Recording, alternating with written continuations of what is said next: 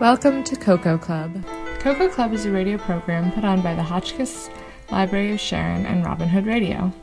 Tune in to WHDD 91.9 each week and join me, Mrs. Sam, for a short story, a poem, some cocoa, and a sweet dessert. The recipe for each dessert will be posted the week before, so we can all try our hand in baking something new and enjoy it as a family while we listen to a story. I will ask questions at the end of Cocoa Club to help every listener engage with each other about it and talk about what they liked about it. Please join us on social media to post photos of how your recipe turned out or tell us what you thought about the story at facebook.com/HotchkissLibrary. This week we made our own gingerbread houses and will be reading Hansel and Gretel by the Brothers Grimm.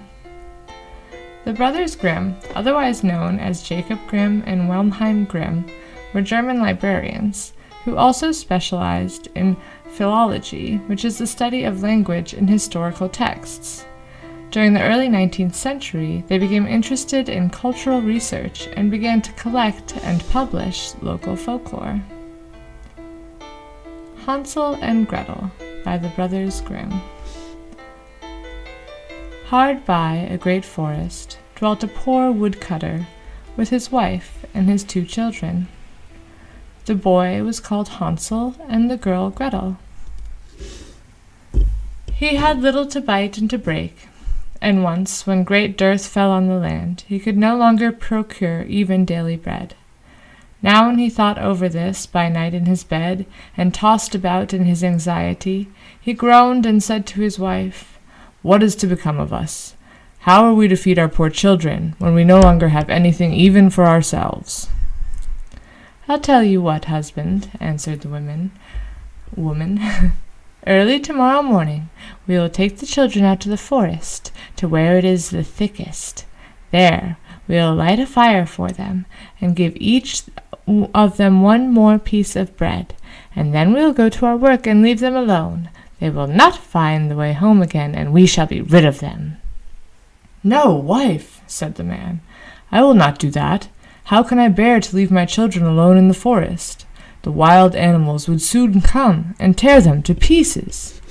"Oh, you fools," she said. "Then we all 4 must die of hunger. You may as well plane the planks for our coffins." And she left him no peace until he consented. "But I feel very sorry for the poor children, all the same," said the man. The 2 children had also not been able to sleep for hunger, and had heard what their stepmother had said to their father. Gretel wept bitter tears, and said to Hansel, "Now all is over with us." "Be quiet, Hansel," said Gretel. "Do not distress yourself. I will soon find a way to help us." And when the old folks had fallen asleep, he got up, put on his little coat, opened the door window, and crept outside. The moon shone brightly, and the white pebbles which lay in front of the house glittered like real silver pennies. Hansel stooped and stuffed the little pocket of his coat with as many as he could get in. Then he went back and said to Gretel, "Be comforted, dear little sister, and sleep in peace. God will not forsake us." And he lay down again in his bed. When day dawned, but before the sun had risen, the woman came and awoke the 2 children, saying, "Get up, you sluggards! We are going to the forest to fetch wood." She gave each a little piece of bread and said, "There is something for your dinner, but do not eat it up before then, for you will get nothing else." Gretel took the bread under her apron, as Hansel had the pebbles in his pocket. Then they all set out together on the way to the forest. When they had walked a short time, Hansel stood still and peeped back at the house, and did so again and again. His father said, "Hansel, what are you looking for and staying behind for? Pay attention, and do not forget how to use your legs." "Ah, father," said Hansel, "I'm looking at my little white cat, which is sitting up on the roof and wants to say good-bye to me." The wife said, "Fool! That is not your little cat. That is the morning sun which is shining on the chimneys." Hansel, however, had not been looking back at the cat, but had been constantly throwing one of the white pebble stones out of his pocket and onto the road. When they had reached the middle of the forest, the father said, "Now, children, pile up some wood, and I will light a fire, that you may not be cold." Hansel and Gretel gathered brushwood together as high as a little hill. The brushwood was lighted, and when the flames were burning very high, the woman said, "Now, children, lay yourselves down by the fire and rest. We will go into the forest and cut some wood. When we have done, we will come back and fetch you away." Hansel and Gretel sat by the fire, and when noon came, each ate a little piece of bread, and as they had heard the strokes of the wood-axe, they believed that their father was near. It was not the axe, however, but a branch which had been fastened to a withered tree, which the wind was blowing backwards and forwards.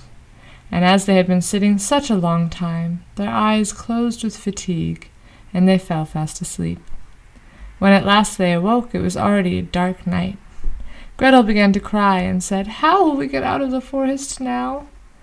But Hansel comforted her and said, "Just wait a little until the moon is risen, and then we will soon find the way." And when the full moon had risen, Hansel took his little sister by the hand, and followed the pebbles which shone like newly coined silver pieces, and showed them the way. They walked the whole night long, and by break of day came once more their father's house. They knocked at the door, and when the woman opened it and saw that it was Hansel and Gretel, she said, "You naughty children, why have you slept so long in the forest? We thought you were never coming back at all."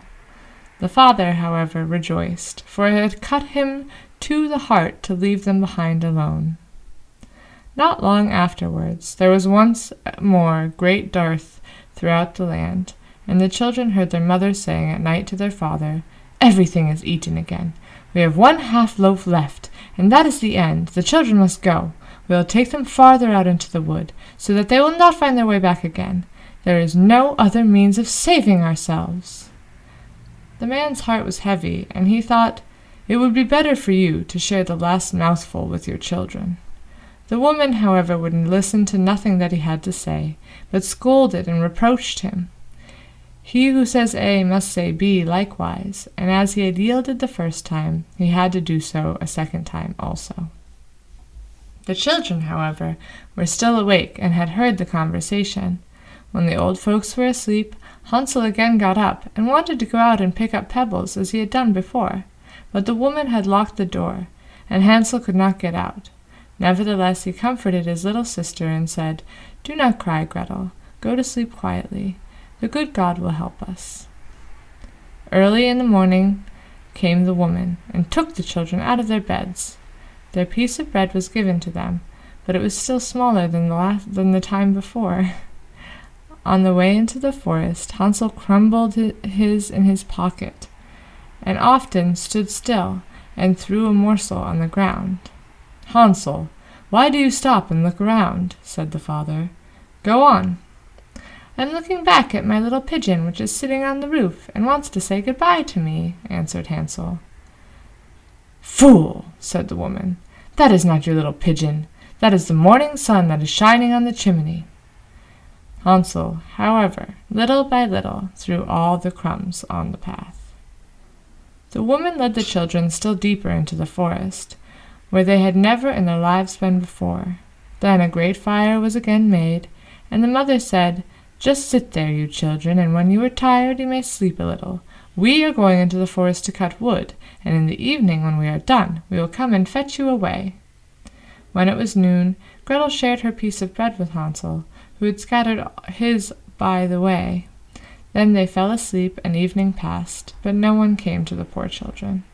They did not wake until it was dark night, and Hansel comforted his little sister and said, "Just wait, Gretel, until the moon rises, and then we shall see the crumbs of bread which I have strewn about.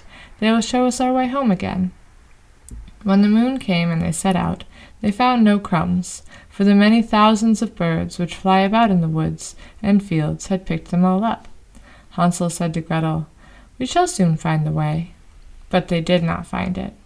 They walked the whole night, and all the next day too, from morning till evening, but they did not get out of the forest, and were very hungry, and they had nothing to eat but 2 or 3 berries which grew on the ground. And as they were so weary that their legs could carry them no longer, they lay down beneath a tree and fell asleep. It was now 3 mornings since they had left their father's house. They began to walk again, but they always came deeper into the forest, and if help did not come soon, they must die of hunger and weariness. When it was midday, they saw a beautiful snow-white bird sitting on a bough, which sang so delightfully that they stood still and listened to it. When its song was over, it spread its wings and flew away before them, and they followed it until they reached a little house, on the roof of which it alighted. And when they approached the little house, they saw that it was built of bread, and covered with cakes, and the windows were made of clear sugar. "We will set to work on that," said Hansel, "and have a good meal. I will eat a bit of the roof, and you, Gretel, can have some of the window. It will taste sweet." Hansel reached up above, and broke off a little of the roof to try how it tasted, and Gretel leant against the window and nibbled at the panes. Then a soft voice cried from the parlor, "Nibble, nibble, gnaw, who's nibbling at my little house?" The children answered, the wind, the heaven-born wind," and went on eating without disturbing themselves. Hansel, who liked the taste of the roof, tore down a great piece of it, and Gretel pushed out the whole of one round window pane, sat down, and enjoyed herself with it. Suddenly the door opened, and a woman as old as the hills, who supported herself on crutches, came creeping out. Hansel and Gretel were so terribly frightened that they let fall what they had in their hands. The old woman, however, nodded her head and said, "Oh, you dear children, who has brought you here? Do come in and stay with me. No harm shall happen to you." She took them both by the hand and led them into her little house. Then good food was set before them, milk and pancakes with sugar, apples, and nuts. Afterwards 2 pretty little beds were covered with clean white linen, and Hansel and Gretel lay down in them and thought they were in heaven. The old woman had only pretended to be so kind. She was, in reality, a wicked witch, who lay in wait for children, and had only built a little house of bread in order to entice them there. When a child fell into her power, she killed it, cooked it, and ate it, and that was a feast day with her. Witches have red eyes, and cannot see far, but they have a keen scent like beasts, and are aware when human beings draw near. When Hansel and Gretel came into her neighborhood, she laughed with malice, and said mockingly, "I have them. They shall not escape me again." Early in the morning, before the children were awake, she was already up, and when she saw both of them sleeping and looking so pretty, with their plump and rosy cheeks, she muttered to herself, "That will be a dainty mouthful." Then she seized Hansel with her shriveled hand, carried him into a little stable, and locked him behind a grated door. Scream as he might, it would not help him. Then she went to Gretel, shook her till she woke, and cried, "Get up, lazy thing, fetch some water, and cook something good for your brother. He is in the stable outside, and is to be made fat. When he is fat, I will eat him." Gretel began to weep bitterly, but it was all in vain, for she was forced to do what the wicked witch commanded. And now the best food was cooked for poor Hansel, but Gretel got nothing but crab shells. Every morning the woman crept to the little stable and cried, "Hansel, stretch out your finger, that I might feel if you will soon be fat." Hansel, however, stretched out a little bone to her, and the old woman, who had dim eyes, could not see it, and thought it was Hansel's finger, and was astonished that there was no way of fattening him. When 4 weeks had gone by, and Hansel still remained thin, she was seized with impatience, and would not wait any longer. "Now then, Gretel," she cried to the girl, "stir yourself and bring some water. Let Hansel be fat or lean. Tomorrow I will kill him and cook him." Oh, how the poor little sister did lament when she had to fetch the water, and how her tears did flow down her cheeks. "Dear God, do help us," she cried. "If the wild beasts in the forest had but devoured us, we should at any rate have died together." "Keep your noise to yourself," said the old woman. "It won't help you at all." Early in the morning, Gretel had to go out and hang up the cauldron with the water, and light the fire. "We will bake first," said the old woman. I have already heated the oven and kneaded the dough." She pushed poor Gretel out to the oven, from which flames of fire were already darting. "Creep in," said the witch, "and see if it's properly heated, so that we can put the bread in." And once Gretel was inside, she intended to shut the oven and let her bake in it, and then she would eat her too. But Gretel saw what she had in mind and said, "I do not know how I am to do it. How do I get in?" "Silly goose," said the old woman. "The door is big enough. Just look, I can get in myself." And she crept up and thrust her head into the oven. Then Gretel gave her a push that drove her far into it and shut the iron door and fastened the bolt. Oh, then she began to howl quite horribly, but Gretel ran away, and the godless witch was miserably burnt to death. Gretel, however, ran like lightning to Hansel, opened his little stable, and cried, "Hansel, we are saved! The old witch is dead!" Then Hansel sprang like a bird from its cage when the door was opened. How did they rejoice and embrace each other, and dance about and kiss each other, and as they no longer